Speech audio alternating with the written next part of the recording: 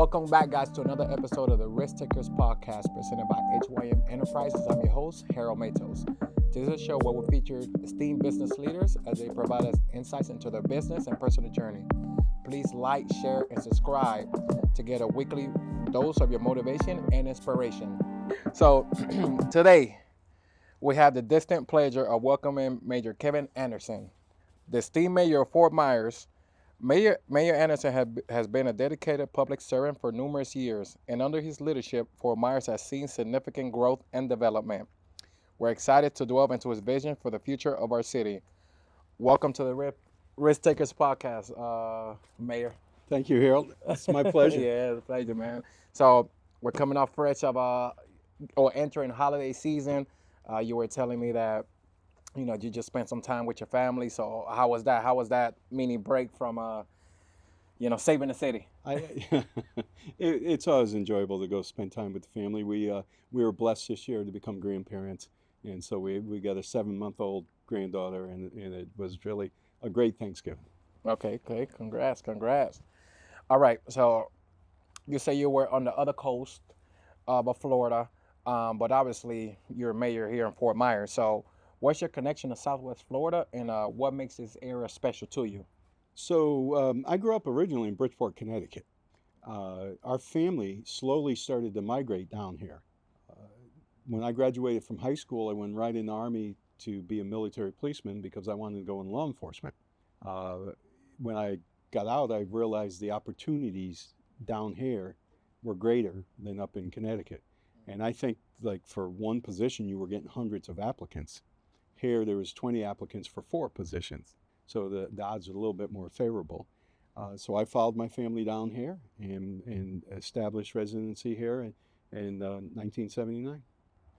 Okay, now, was there a particular experience or mentor that led you to go into the military? Both my dad and my uncle were Navy vets. My dad served just a short stint during World War II. My uncle served 22 years. So, that they inspired me. My older brother had been in the Army, and I saw it as a means to get me to my other goal, and that was to be a law enforcement officer. I knew that when I graduated from high school, like a lot of 18-year-olds, we think we know it, but you realize later on that that level of maturity and discipline is not quite always there. And so I looked at the Army as a good way to get a good foundation for discipline. Mm. Now, how have those experiences shaped your views on community safety?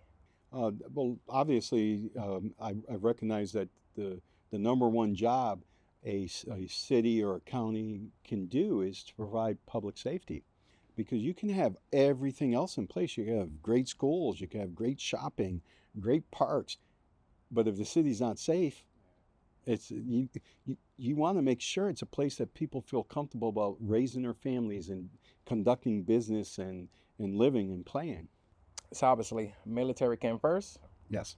law enforcement came second, and under that, politics. Well, there was one step in between. Okay, talk about it. I retired from the police department in 2004 to go to work for as I like to put it, a small chain of women's clothing stores, which was headquartered here in Fort Myers, little chain called Chico's. Back then it was Chico's and White House, Black Market, and they were just starting up a third brand called Soma. So it was an opportunity to go over there and get in the private sector. I ran security for a couple years.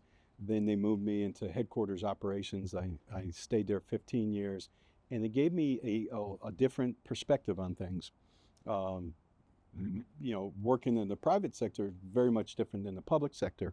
So I think it kind of made me a little bit more well-rounded, so that when I got back into public service, I understood both sides of it. You had the best of both worlds, as Yes. they say. Yeah. All right. So how long have you been in office now, and what key achievements are you most proud of during your time? So I got elected to the city council in 2018, and then got elected mayor in 2020. So I've been in office 6 years, 4 of those as mayor.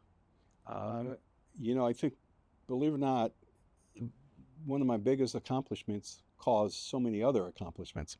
And that was I asked the city manager to resign, and then we were able to hire a new city manager, a city manager who I believe was much more well experienced and much more experience, had the education for being a city manager, has had 40 some years of experience running cities and counties.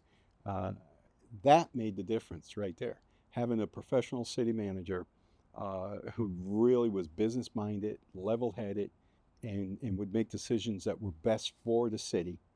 And more so, he understands the relationship, the city council, city manager relationship. And that could be very touchy at times. As a city manager, you work for, in this case, 7 elected officials.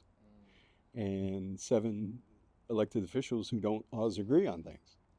So, but he understands that if the city council votes one way, that's his job to carry that out. Not to circumvent it, not to make it fail, but to make it happen.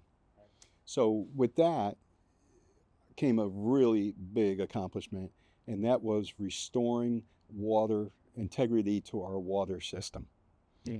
We had gotten to a point where we were under a consent decree, I should say, a consent decree with the Department of Environmental Protection, because we didn't have enough wells, and the water pressure was low, and we were having pipes break and boil water notices. So the city manager, he jumped right on that, and within 2 years, we drilled, I think, somewhere around 10 wells, and now we're back up to where we should be. So that was a big accomplishment. Okay. And so, to be a little messy, do you still keep in communication with that ex-city manager? I would, but yeah. No, I know, but I mean, I would. It was strictly a business decision. It wasn't personal. So you said that was one of your biggest risks that you took, and then obviously it paid off. Yes. I know we're probably jumping a little bit, but what's the next big risk that you're willing to take? Well, we're already working on several. One of them is the turning our yacht basin over to a private firm to run. As soon as they get the permits from the Army Corps of Engineers, we're going to look at a minimum of $30 million in renovation and new construction in and around the yacht basin, which is going to light up that part of downtown. The other big risk is taking the old City of Palms Park, where the Red Sox used to do their spring training, and we're very close to an agreement with the United Soccer League to bring them to the stadium.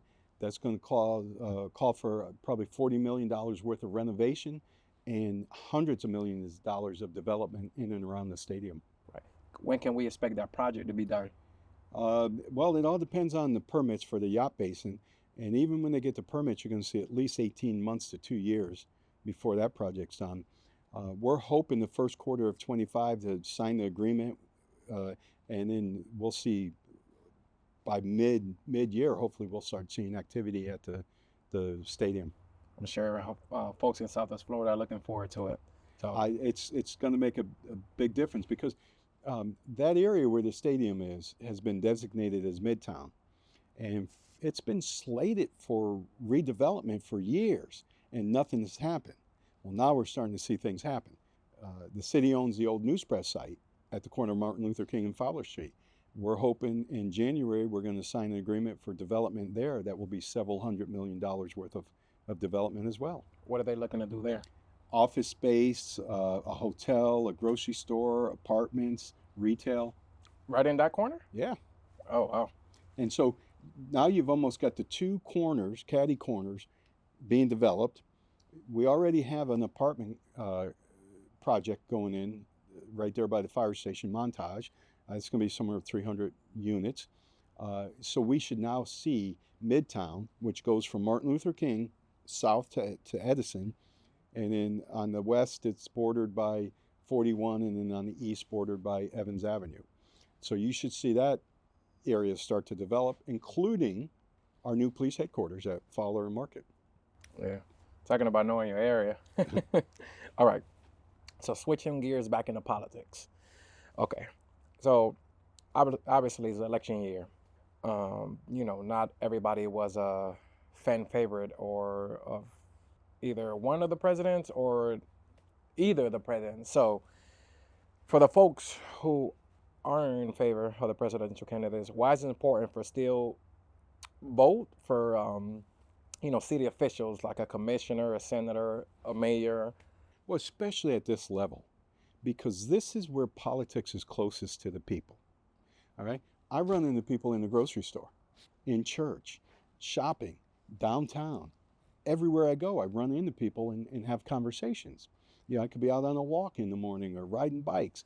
And so we're making decisions that really affect the local community. Uh, like with property taxes. How we spend your property taxes affects you more than how the government really spends your taxes. Plus, we're providing the services that mean a lot to you and your family, like your public safety, your police, your fire, the code enforcement, even picking up trash.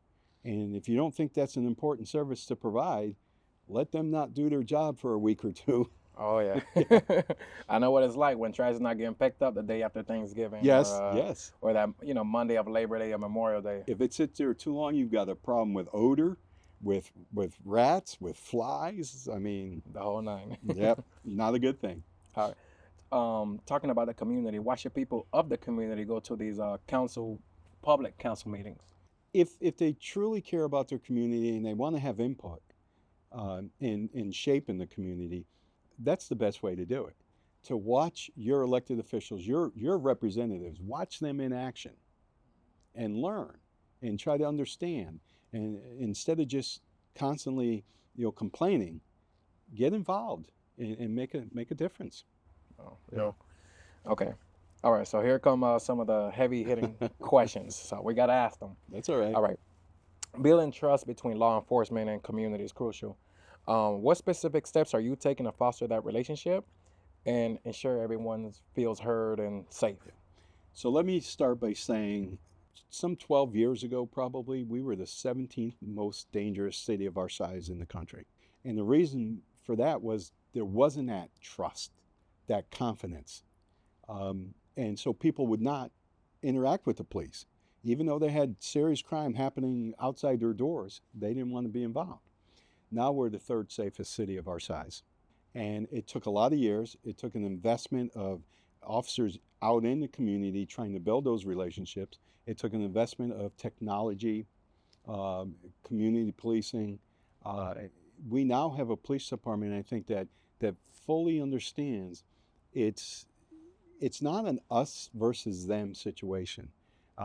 They're not apart from the community, they're a part of the community. And that really, at the end of the day, all of us, from my office right down to that police officer driving that squad car, we're serving the community. We're trying to make our community better, stronger. So I think the police department has done a great job with their community outreach. Will it ever be perfect? No. It's a tough job. I know, I did it for 20 some years. And you have to make decisions. And you also have to realize that, when people call you for help, they want someone to come and take control and solve that issue. And sometimes that equates to confrontation. And as police officers, they have to do their job to keep the community safe. But we need to make sure they do it professionally and they do it according to the policies and procedures that have been dictated. So I heard you mention that stat has came down quite a bit as far as the safety in the community. So since you guys have worked on that stat, what is the most present issue facing our city today, and what actionable change will you prioritize to address it? That's a tough question. The second part of that's very tough. I would say there's really two issues that are facing us that impact the daily quality of life in the city. There's a lot of issues facing us, but homelessness is one. That's a difficult problem to address because so many homeless, the problem is mental health or substance abuse, and the services are just not there. And you can't drag someone unwillingly and put them in a program. They've got to want the help. So that's really a challenge. Housing's another challenge. The economy has done what it's done. The housing in Florida, the demand had gotten so high that the supply couldn't keep up with it. We're starting to see that level off. Prices are coming down. So with housing, there's three things that we're trying to do as a city. Well, two of them we're doing and one we're trying to do. The one we're trying to do is to work with developers and to find ways to incentivize them that when they put up multifamily units, that a percentage of those units are less than market rate. And then you break that down into some being workforce housing. That's where a critical need exists. Our teachers, our nurses, people who wait on us in restaurants, those the linemen who work on the power lines, all those type jobs. So you break it down where you got the percentages for workforce and the percentage is affordable, and you have some even for low income. But they're the same units, they just pay less. The other thing, or the other two things that we are doing is we created Affordable Housing Trust Fund. So we can assist people with rent for up to 3 years. And it's a sliding scale based on how much space you need, how much you can afford to pay, what your income is. And then we try to subsidize to help make sure they're in good units. The one I like the most, though, and because we're just going to complete the process of our very first one, is our affordable housing program, where the city of Fort Myers, on a piece of land we owned, has constructed a house for $245,000. That's what it cost us to build it, and that's what we sold it for.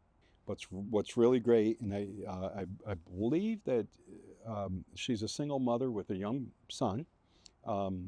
She was entitled to $10,000 down payment assistance through the bank, 1 point off the interest rate, and then she also qualified for a $75,000 down payment loan that's forgivable.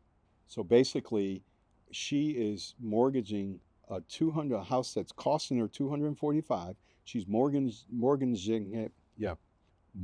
it for $265,000 or $165,000. I mean, and so now it truly becomes affordable. And the thing is, I bet that house would appraise at about $320,000. Okay. So she's got equity. Now she has to stay there. She can't turn around and flip it and make money off us. It's one of those like Habitat to Humanity type of situations. Yes. Now, you did mention about them getting 3 years of assistance, a project that you guys are working on. Mm-hmm. Where could they go to find that? Just the city website, or call our community development department. Okay. Now, with this one house, she's closing on it this month. The 20th of this month. So hopefully she'll be in it before Christmas. It's exciting because now we have a vacant lot that has a house on it that becomes taxable, whereas before it was producing no taxes. And I know we don't like taxes, but we need taxes to run the city, right? And it's helping improve the neighborhood it was built in. So we've already started 2 additional houses, and we're getting ready to start a 4th house. So our goal is to do 6 houses a year. That doesn't sound like a lot, but think about it. That's one every other month. One family. Yeah, that's one family who is now going to become a homeowner that wouldn't have become a homeowner if it wasn't for this program. Oh, that is amazing. Yeah, that's one I'm proud of, and it makes me feel good. That's good. All right, what is the biggest misconception people have about being a mayor, a city official? I think they think we're very powerful. And we're not. We have to operate under laws and ordinances and the city charter. And Fort Myers is a city manager form of government, which means the city manager is actually the CEO. He actually runs the city, but he reports up to the council and the mayor.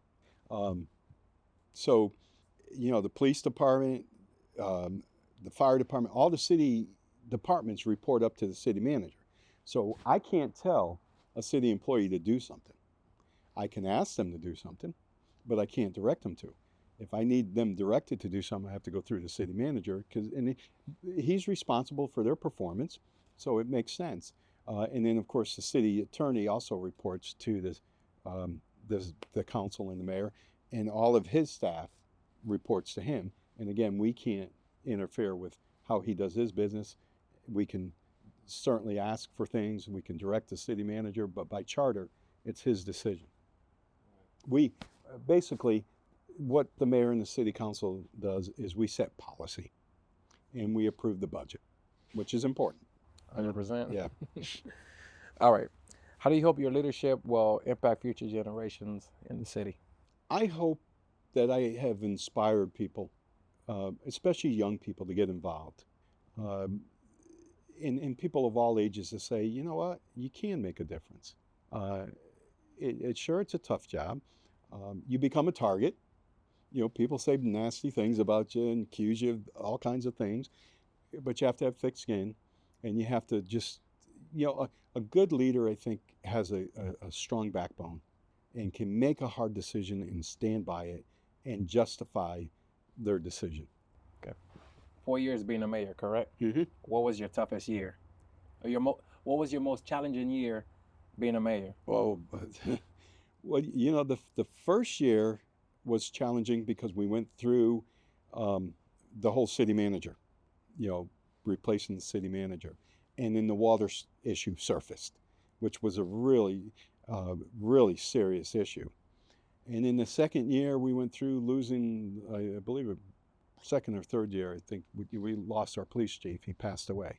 And so, that was a little challenge in making sure we found a good replacement. But then we also had the hurricanes. In 22, which would have been my second year, we had Hurricane Ian. And worst storm that ever hit Fort Myers. I can say with pride that best recovery from a storm that this city has ever experienced.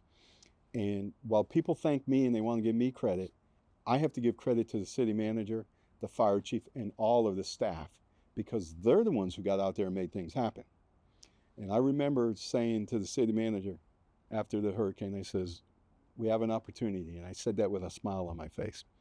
And he kind of looked at me and I said, we have an opportunity to show the people of Fort Myers that they have leadership in place that will guide them out of this disaster. And that's what we did. Within 48 hours, we had every road passable. Wow. Not wide open, but passable.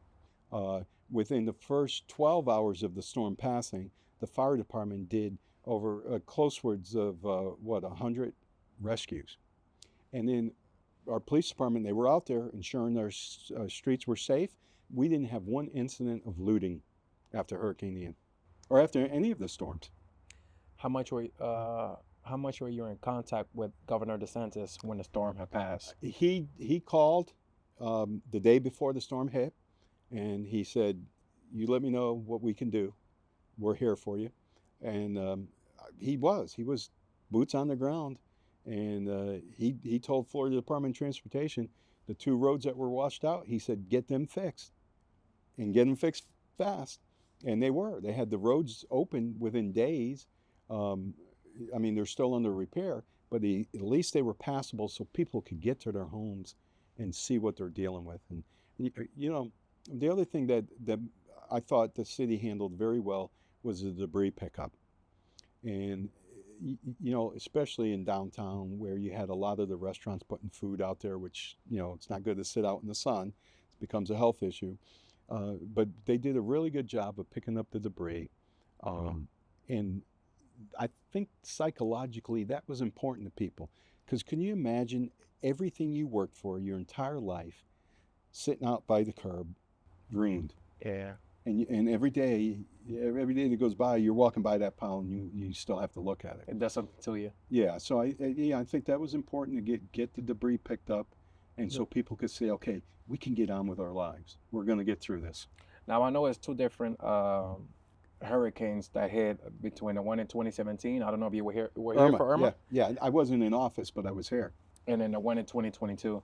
I feel like even though the one in 2017 wasn't as strong as of a category, I feel like we picked up the debris faster for 2022 than we did in 2017, or based on my observation, personal observation. We picked up quicker in 2022 than we did 2017. What was the difference? I think it was a matter of being more prepared. And, people, they call, the news calls, what are you doing to prepare for the storm? And they almost ask it like, what are you doing to make sure we don't get devastated? The big thing is what we do when the storm passes.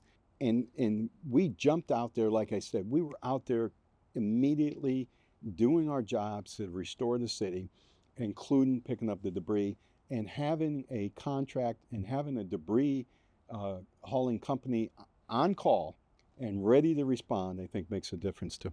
Okay, so you talked about a couple key developments coming. The soccer field and also the Mhm. corner with the newspaper Mhm. right in that corner. What other key developments do you envision coming to Southwest Florida by 2030, which is only 5 years from now? Well, let me tell you, you see the size of the smile on my face. And how do you plan to contribute to that vision? Well, one of the things we did was we hired a director of economic development. So now we have somebody who's out there working the streets, trying to get companies to look at Fort Myers. But the reason I'm smiling so big is Amazon is building a distribution center on State Road 82 that is going to be twice the size of the Edison Mall, which is big, going to employ 1,000 people, and jobs starting at $22 an hour, but also jobs at higher level, which is going to be good. And that's going to create development in and around that area. You're going to see fast food, gas stations, maybe a Dunkin' Donuts or Starbucks saying, hey, we got all those people working there. We need to be there to service them. Yeah, so that's big. The Royal Palm Square down there in Colonial, that's slated to be torn down and redeveloped into more office space and some condos and some green space, and I think that's going to be really good. Budweiser, Anheuser-Busch, I should say, their buildings come out of the ground, and hopefully that's going to be done sometime in 25, and they're combining their operations from Collier and Charlotte here into Lee County. So that's a big project. There's rumor that Costco is going to build a place in the city, and that Home Depot is going to open up a new store in the city. Okay. Yeah, so and that's just a tip. Yeah, I know. Lee Memorial is building a new hospital. I heard. Yeah, yes. So good. There's good stuff coming. All right, for the listeners, who want to get more in touch with you or even volunteer to any, vision or project that they got in the area, where could they follow you at? What platform? Well, I'm on primarily on Facebook. I'm not a real big social media guy. However, they can go to the city website. On my business card, it's got my email address, it's got my cell phone number.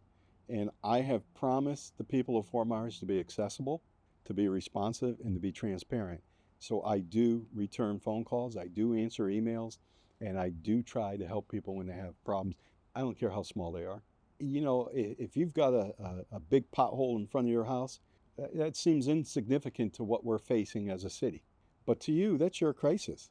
And we need to be responsive and help fix that, take that crisis away from you. And it's amazing how, people don't care, they don't care what party you're with when they have a pothole in front of their house. They care that you're going to get it fixed, right? And some of the smallest big successes or biggest small successes, however you want to look at it, that I've had is responding to people's emails for those small issues, but they're big to the people and getting them taken care of, such as fixing roads. This past year, we have resurfaced close to 100 miles of roads in Fort Myers. I can't tell you the last time we were resurfacing roads, and we're going to continue. And so people are going to see smoother roads. The other thing we started doing this year is really focusing on the trash that people dump all over the place. And we've picked up 50 tons of trash this year. Wow. It's sad that we have to pick up that much, but we're out there in the neighborhoods, usually neighborhoods that are underserved is where this happens. And so that just adds to that feeling of, well, people don't care about our neighborhood. Well, we're showing them we do. We're getting out there and we're paving their streets, we're picking up the trash, the litter, and we're doing our best to fix sidewalks and show every section of the city that their government is working for them. Gotcha.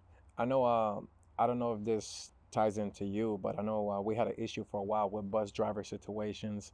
Yeah. Like maybe a year or two ago. So I don't know if that ties in with you. No, we have no jurisdiction or connection or authority with the school board. Okay, gotcha. So, now I do have a good relationship with the newly elected superintendent, as I do with most of the board members. Ironically, when she was in high school, I was her school resource officer, and now she's a superintendent of schools. So we have a good relationship, and I feel I'm very optimistic that we're going to see good things happening with the schools. Okay. Which is good for our community. 100%. Yeah, because when people look at relocating someplace, that's some of the things they look at. Especially if you have a family, what's the school system like? Or do you have parks and recreations?